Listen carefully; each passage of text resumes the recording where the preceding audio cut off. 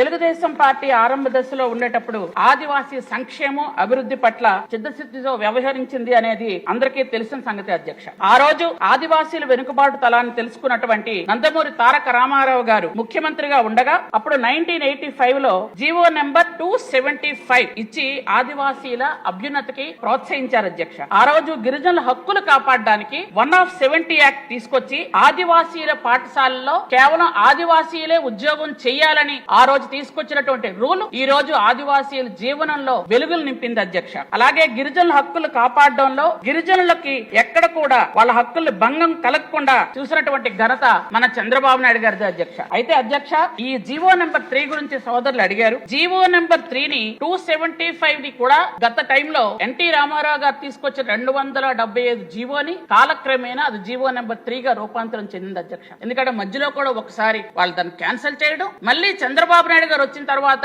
అదే జీవోని GO number 3 గా 275 జీవో నెంబర్ 3 గా తీసుకొచ్చి గిరిజనులకు మళ్ళీ మా ఆదివాసీలటువంటి గ్రామాల్లో టీచర్స్ గాని డీలర్స్ గాని అన్ని కూడా ఆదివాసీలకు ఇవ్వడం జరిగింది అధ్యక్ష.